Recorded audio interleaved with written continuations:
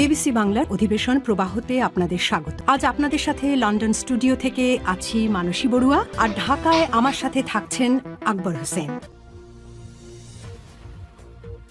বাংলাদেশের সর্বশেষ গুরুত্বপূর্ণ আপডেট সংবাদে আপনাকে স্বাগত। শুরুতেই সংবাদ শিরোনাম, পরে বিস্তারিত।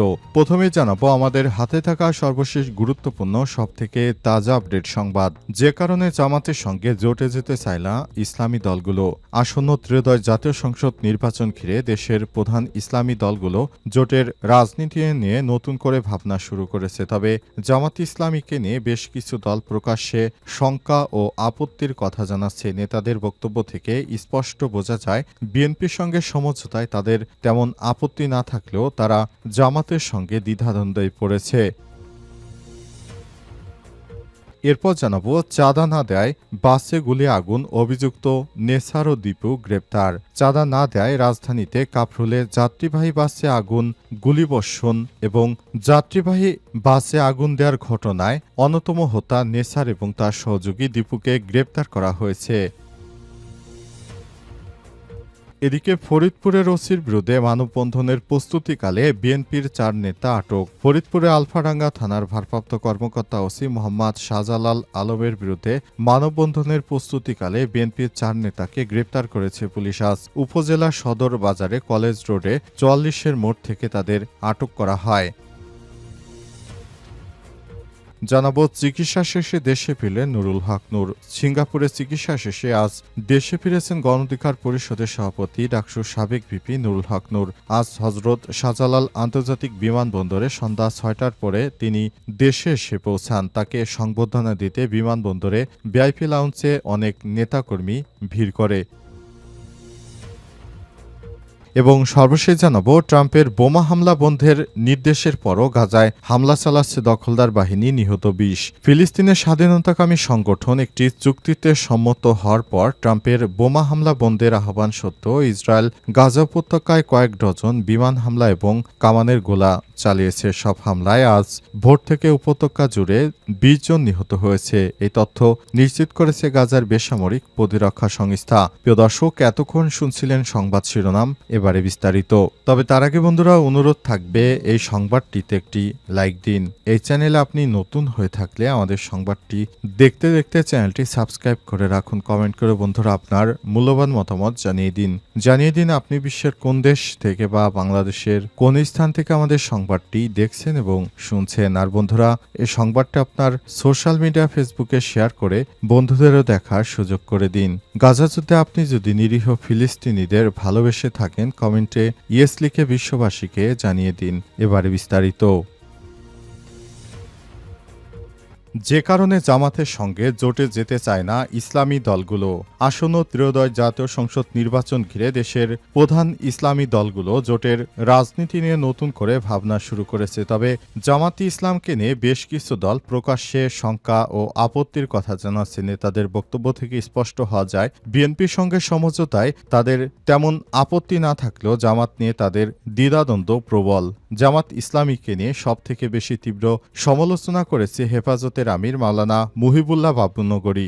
গতকাল হাটহাজারীতে এক সম্মেলনে তিনি বলেছেন, মওদুদি ফিতনা প্রতিহত না করলে দেশে ইসলাম থাকবে না। মওদুদিরা সাহাবীদের সত্যের মাপকাঠি মানে না।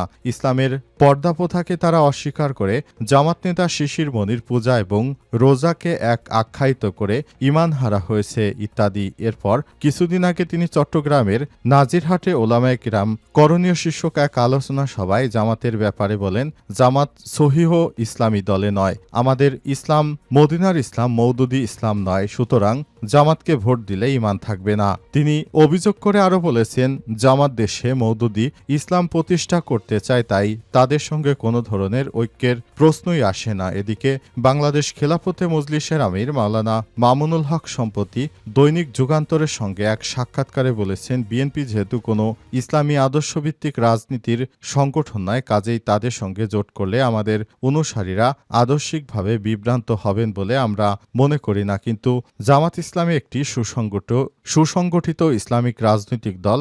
ধর্মীয় দৃষ্টিকোণ থেকে আমাদের সঙ্গে তাদের কিছু মতপার্থক্য আছে, তাই জামাতের সঙ্গে ঘনিষ্ঠভাবে কাজ করলে আমাদের জনশক্তির উপর নেতিবাচক প্রভাব পড়বে এবং এ নিয়ে প্রশ্ন উঠতে পারে, তাই তারাও জামাতের সঙ্গে যোগ দিতে চায় না।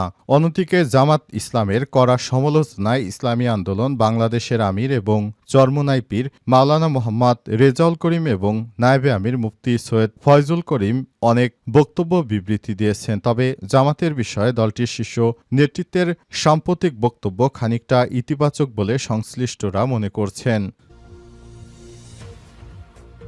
চাঁদা না দেয় বাসে গুলি আগুন, অভিযুক্ত নেসার আলী এবং দীপু গ্রেপ্তার। চাঁদা না দেয় রাজধানীতে কাফরুলে যাত্রীবাহী বাসে আগুন, গুলিবর্ষণ ও এর মূল হোতা নেসার এবং তার সহযোগী দীপুকে গ্রেপ্তার করা হয়েছে। আজ রাতে মিরপুর থেকে তাদের আটক করে সেনাবাহিনী। তাদের থানায় হস্তান্তর এর প্রক্রিয়া চলছে। আগে শুক্রবার সকাল ৭টার দিকে রাজধানীর মিরপুরে সেনপাড়া এলাকায় আলিফ পরিবহনের একটি যাত্রীবাহী বাস গতিরোধ করে ৪ অস্ত্রধারী কয়েক রাউন্ড গুলি ছুড়ে আতঙ্ক তৈরি করে নামিয়ে নেওয়া হয়। বাসে থাকা যাত্রীদের চাপাতি দিয়ে বাসে কয়েকটি কোপ দিয়ে আগুন লাগানো হয়। বাসে পিস্তল থেকে মারধর করা হয় বাস চালক ও হেলপারকে। পুরো ঘটনায় ঘটে সিসিটিভির সামনে। সেখান থেকে তাদের পরিচয় শনাক্ত করা গেছে। এই ঘটনায় কিছুক্ষণ পরই বাস মালিক কর্তৃপক্ষের কাছে চাঁদা দাবি করে হুমকি দেয় অভিযুক্ত নেসার। বাস কর্তৃপক্ষের অভিযোগ, কয়েক মাস যাবৎ তাদের কাছে চাঁদা দাবি করে আসছিল একটি মহল। যদিও চ্যানেল 24 এর কাছে চাঁদাবাজির অভিযোগ অস্বীকার করেন তিনি। এর আগে এক কর্মীকে কুপিয়ে আহতের ঘটনায় কাফরুল থানায় নেসার উদ্দিনের বিরুদ্ধে চাঁদাবাজির মামলা করেছিল আলিফ পরিবহন। এজন্যই এমন ঘটনা ঘটানো হয়েছে বলে দাবি করেছে ওই পরিবহন।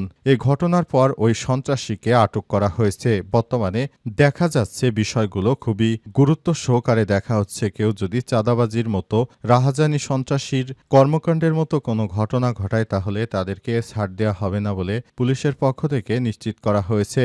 কেউ যেন এই ধরনের কোনো কর্মকাণ্ড করতে না পারে সেজন্য অন্তর্বর্তীকালীন সরকার পুলিশ সদস্যদের শক্ত হাতে সবকিছু দমন করার জন্য নির্দেশ দিয়েছেন। ফরিদপুরে ওসির বিরুদ্ধে মানববন্ধনের প্রস্তুতিকালে বিএনপির ৪ নেতা গ্রেপ্তার। ফরিদপুরে আজ ওসির বিরুদ্ধে মানববন্ধন করতে গিয়েছিল বিএনপির নেতৃত্ববৃন্দরা। এ সময় ৪ জনকে আটক করা হয়েছে। ফরিদপুরের আলফারাঙ্গা থানার ভারপ্রাপ্ত কর্মকর্তা ওসি মোহাম্মদ শাহজালাল আলমের বিরুদ্ধে মানববন্ধনের প্রস্তুতিকালে বিএনপির ৪ নেতাকে আটক করে পুলিশ। সকাল ১০টায় উপজেলার সদরবাজারের কলেজ রোডে ৪৪ মোড় থেকে তাকে আটক করা হয়। আটককৃতরা হলেন উপজেলা বিএনপির সাবেক সাংগঠনিক সম্পাদক খুশবুর রহমান খোকন, উপজেলা যুবদলের কর্মী রমজান মোল্লা, পৌর স্বেচ্ছাসেবক দলের আহ্বায়ক আরব আলী ও আলফাডাঙ্গা পৌর বিএনপির সাবেক যুগ্ম আহ্বায়ক নজরুল ইসলাম। পুলিশ ও স্থানীয় সূত্র থেকে জানা গেছে, ফরিদপুর ১ আসনে বিএনপির মনোনীত প্রত্যাশী খন্দকার নাসিরুল ইসলাম ও শামসুদ্দিন মিয়া ঝুনু গ্রুপের মধ্যে দীর্ঘদিন ধরে বিরোধ চলে আসছিল। এই বিরোধের জের ধরে খন্দকার নাসিরুদ্দিন গ্রুপের বলমারী উপজেলার সাবেক ছাত্রদল নেতা বনিয়ামিন ও উপজেলা বিএনপির কার্যনির্বাহী কমিটির সাবেক সদস্য একেএম উজ্জ্বল হোসেনের উপর হামলার ঘটনা ঘটে। এই ঘটনায় বনিয়ামিন বিএনপির ৬ নেতাকর্মীর বিরুদ্ধে থানায় অভিযোগ করেন এবং থানায় একটি মামলা করা হয়। এই ঘটনাকে কেন্দ্র করে জুনু গ্রুপের লোকজন আলফাডাঙ্গা থানার ভারপ্রাপ্ত কর্মকর্তা ওসি মোহাম্মদ শাহজালাল আলমের বিরুদ্ধে শনিবার সকাল ১০টায় মানববন্ধন এর ডাক দেয়। মানববন্ধনের প্রস্তুতিকালে আলফাডাঙ্গা উপজেলা সদর বাজারে কলেজ রোডে ৪৪ মোড় থেকে উপজেলা বিএনপির সাবেক সাংগঠনিক সম্পাদক খুশবুর রহমান খোকন সহ ৪ জনকে আটক করে পুলিশ। এর আগে শুক্রবার রাতে আলফাডাঙ্গা থানায় একটি মামলা করেন পার্শ্ববর্তী বোয়ালমারী উপজেলার রূপাপাত ইউনিয়নের কুমরাইল গ্রামের বাসিন্দা ছাত্রদল নেতা বনিয়ামিন। এ মামলায় বনিয়ামিন সহ আলফাডাঙ্গা উপজেলা বিএনপির কার্যনির্বাহী কমিটির সাবেক সদস্য একেএম উজ্জ্বল হোসেনকে মারধর করে আহত করার ঘটনা ঘটে। চিকিৎসা শেষে দেশে ফিরলেন নুরুল হক নূর। সিঙ্গাপুরে চিকিৎসা শেষে আজ সন্ধ্যায় দেশে ফিরেছেন গণ অধিকার পরিষদের সভাপতি নুরুল হক নূর। সন্ধ্যা ৬টার দিকে হজরত শাহজালাল আন্তর্জাতিক বিমানবন্দরে পৌঁছান তিনি। তাকে সংবর্ধনা দিতে বিমানবন্দরে ভিআইপি গেটের সামনে গণ অধিকার পরিষদ ও তার অঙ্গ সংগঠনের অসংখ্য নেতাকর্মী উপস্থিত হন। এর আগে সকাল 11:15টার দিকে নূরের দেশে ফেরার বিষয়টি নিশ্চিত করেন সংগঠনের কেন্দ্রীয় সাধারণ সম্পাদক রাশেদ খান।